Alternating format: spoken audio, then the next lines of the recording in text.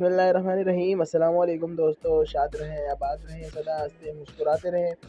आज जो रेसिपी लेकर हाजिर हो गया हूँ, टेस्टी रेसिपी, कमाल की रेसिपी, आलू मटर गोश्त की रेसिपी लेके हाजिर हो गया हूँ। देगी स्टाइल में हम इसको बनाएंगे। बहुत ही लजीज, बहुत ही मज़ेदार ही तैयार होता है। सबसे पहले हम कढ़ाई के अंदर 1 कप ऑयल ले लेते हैं और ऑयल जब तक गर्म हो रहा है, इसके अंदर मैं साबुत गरम मसाले थोड़े से शामिल करूँगा। गरम मसालों में ये मेरे पास दालचीनी है, आधे 1 इंच का टुकड़ा, ये मैं इसमें शामिल कर दूंगा। उसके बाद ये मेरे पास 2 तेज़ पत्ते हैं, ये मैं इसमें शामिल कर दूंगा। और हम इसके अंदर जो शामिल करेंगे वो है मेथी दाना। मेथी दाना आपने शामिल कर देना है, क्योंकि कुछ लोग कहते हैं कि उनके मटर नहीं गलते, तो ये मेथी दाना शामिल करने से आपके मटर जल्दी गल जाएंगे।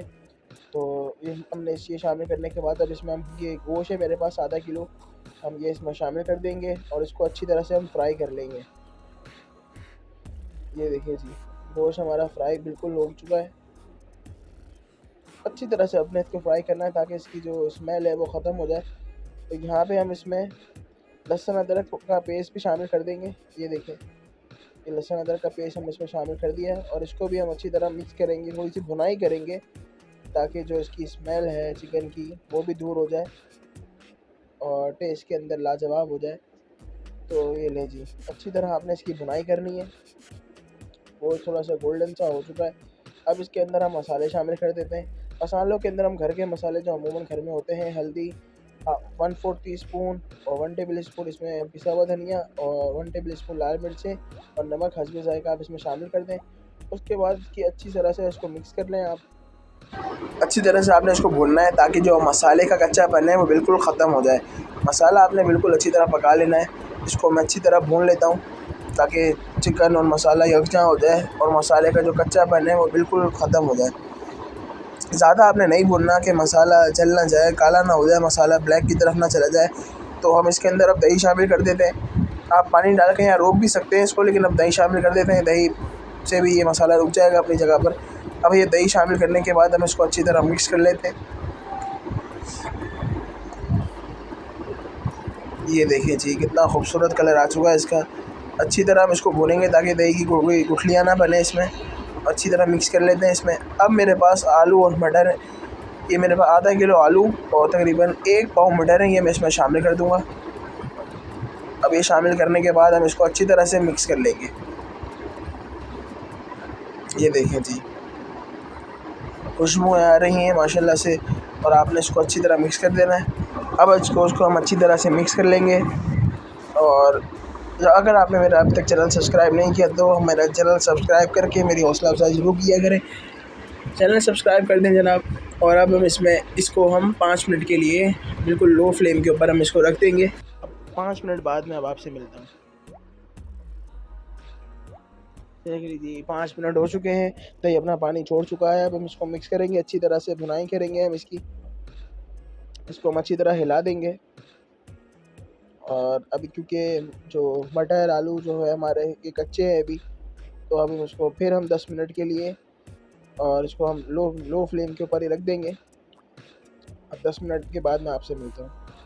ये देखिए जी, 10 मिनट बाद पानी खुश्क हो चुका है इसका। अब हमने इसकी अच्छी तरह भुनाई करनी है। भुनाई आपने इसकी बेहतरीन करके करनी है। भुनाई के अंदर आपने कोई कॉम्प्रोमाइज़ नहीं करना।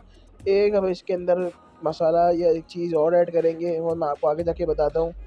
उससे इसका जायका दोबाला हो जाएगा, क्योंकि आपको याद रहे कि इसमें हमने प्याज ऐड नहीं किया।